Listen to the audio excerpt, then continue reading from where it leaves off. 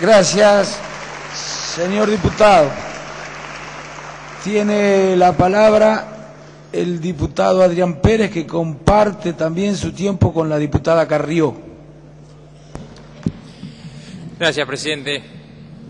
La verdad es que yo saludo y celebro que hoy estemos tratando este proyecto de ley. Creo que es un salto cualitativo importante.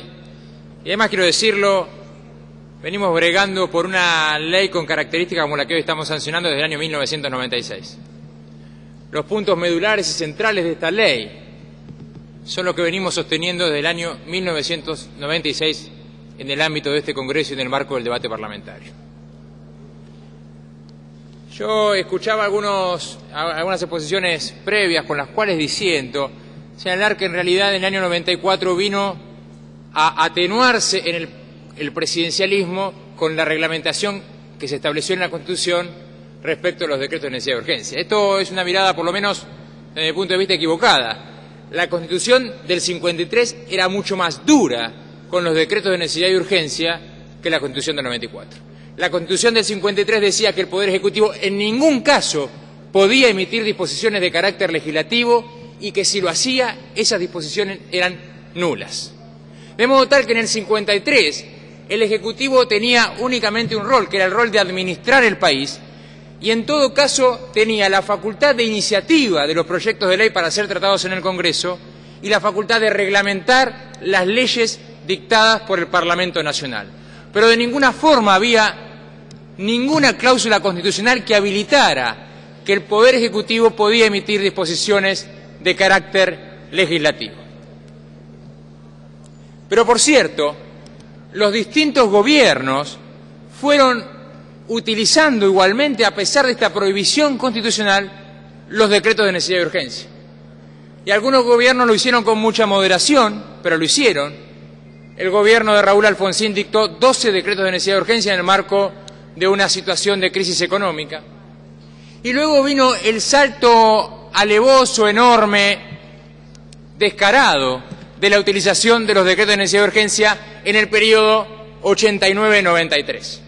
En aquel periodo todo fue por decreto de necesidad y urgencia. Las cuestiones más importantes fueron por decreto de necesidad y urgencia. Se confiscaron depósitos bancarios a cambio de bonos, se amplió la ley de emergencia económica, se reguló el derecho a la huelga por decreto de necesidad y urgencia, se desreguló absolutamente la economía por decreto de necesidad y urgencia. El Ejecutivo hizo todo por decreto de necesidad y urgencia. Por eso no me sorprende la intervención del diputado por La Rioja. Y no me sorprende que él diga cómo van a limitar de esta forma las atribuciones del Poder Ejecutivo, porque él, que fue uno de los grandes voceros que tuvo el menemismo, obviamente que está de acuerdo con que el Poder Ejecutivo pueda hacer lo que quiera en materia legislativa.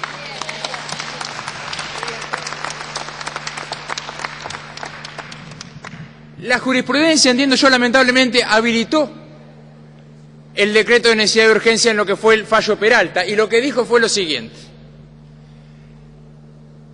no hay posibilidad de que el Ejecutivo legisle, solamente puede hacerlo cuando existen 4 circunstancias: la existencia de una situación de grave riesgo social, la razonabilidad y proporcionalidad de las medidas dispuestas a través del decreto, la inexistencia de otros medios alternativos adecuados para lograr los fines buscados y, cuarta, la convalidación por el Congreso de la Nación.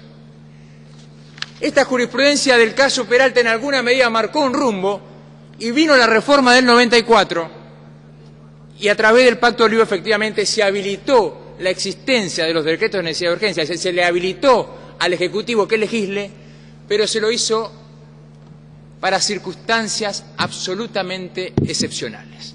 La regla volvió a ser la misma que la del 53. El Poder Ejecutivo nunca puede emitir disposiciones de carácter legislativo. Y luego venía la excepción: solamente puede hacerlo cuando no se pudiera seguir el trámite ordinario de las leyes, y solamente puede hacerlo en materias novedadas. Nunca en materia penal, nunca en materia tributaria, nunca en materia de partidos políticos, nunca en materia de código electoral. Y le estableció claramente el constituyente un órgano de control, que es el Parlamento, y una sanción para el caso de que estas circunstancias no se dieran, es decir, para el caso de que el Poder Ejecutivo se extralimitara y dictara decretos sin la existencia de razones de necesidad de urgencia o yendo por sobre las materias vedadas. ¿Y cuál era la sanción que establece la Constitución del 94? La nulidad. Por eso me sorprende que hay algunos diputados que siguen insistiendo de que el Parlamento no puede dictar una nulidad de un decreto, cuando es la propia Constitución la que dice que la sanción, en el caso de que sea el Ejecutivo el que se extralimite en esta facultad excepcionalísima, es la propia Constitución la que establece como sanción en el control parlamentario la nulidad del decreto. Ahora, quiero explicar lo que pasó en el año 2006, porque efectivamente en el año 2006 hubo una ley sancionada por el Parlamento reglamentando el tema de esta atribución del Poder Ejecutivo de dictar decretos de necesidad de urgencia. Antes del 2006 pasaba lo siguiente. Entre el 94 y el 2006, el Poder Ejecutivo emitía un decreto de necesidad de urgencia. Pero ¿qué pasaba si el Parlamento no controlaba el decreto? Lo que pasaba si el Parlamento no controlaba el decreto, sea porque no se juntaba para hacerlo o directamente había silencio del Congreso, lo que ocurría era que el decreto tenía una convalidación y mantenía su vigencia. Esto fue en el periodo 94 al 2006 hasta que vino la reglamentación. Lo paradójico fue que aquella reglamentación desde mi punto de vista no sirvió para nada, porque convalidó el mismo criterio. Es decir, el Ejecutivo dictaba un decreto. ¿Y qué pasaba si el Parlamento no controlaba? Absolutamente nada. Se mantenía la vigencia del decreto. Entonces, la ley del 2006 fue una ley que quiso expresar el cambio, pero en realidad fue una enorme falacia. Era la ley para perpetuar una situación que era posibilitarle al Ejecutivo que dictara decretos y que ante el silencio del Parlamento se mantuviera la vigencia del decreto. Un presunto cambio para que nada cambie. Eso fue la ley aprobada por el Parlamento en 2006. Y yo, nosotros tenemos que ver qué es más importante. La sanción de una ley es un acto complejo. Y el único que puede legislar es el Parlamento. Y la sanción de una ley en el marco de ese acto complejo requiere el pronunciamiento de dos cámaras. Ahora, si en ese acto complejo una cámara rechaza el proyecto de ley o nada dice, o no se pronuncia respecto de ese proyecto de ley, la consecuencia para ese proyecto es que no hay ley. Ahora, en el caso del poder de un decreto dictado por el Poder Ejecutivo, si nos remitimos a la ley actual, el Poder Ejecutivo, que emite un acto mucho más precario que una ley, es un decreto, si nada dice una de las cámaras, resulta que ese decreto tiene vigencia cual si fuera una ley. Entonces, la paradoja de la ley actual es que en realidad el decreto, con su precariedad, mantiene la vigencia aún con el silencio o el rechazo de una Cámara, cosa que de ninguna forma lo permite la Constitución para el caso del tratamiento de los proyectos de ley. Yo he escuchado con mucha sorpresa que muchos diputados dicen: ¿cómo puede ser esto de que el silencio tenga como efecto la caída del decreto? Quiero decir dos cosas. No quiero leer las citas de todos los constitucionalistas que dicen que después de un determinado plazo que establezca el legislador para llevar adelante el control del decreto de necesidad de urgencia, si en ese plazo no hay un pronunciamiento expreso a favor del decreto, debe entenderse que la sanción es la caída del decreto. Podría citar a mí, les voy a citar uno solo. Vidal Campos: cuando el decreto llega al Congreso, es absolutamente imposible que el silencio de sus cámaras signifique aprobación y, por ende, el mantenimiento de su vigencia.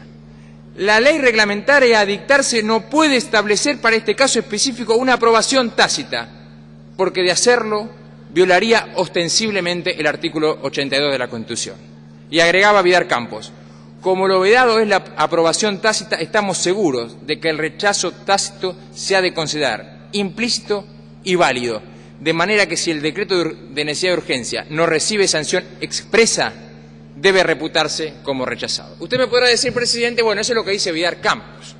Y algunos podrán decirme, bueno, no, pero son algunos constitucionalistas, son los prestigiosos constitucionalistas de este país. Todos tienen esta interpretación.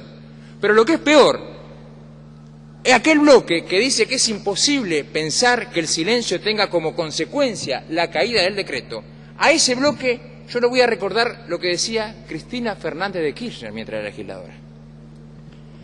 La senadora Cristina Fernández de Kirchner dijo lo siguiente el 14 de mayo del 2002. No era gobierno Néstor, era gobierno Duhalde, creo. Saben que en materia de contralor y seguimiento de estos decretos de necesidad y urgencia, el principal problema radica en el silencio.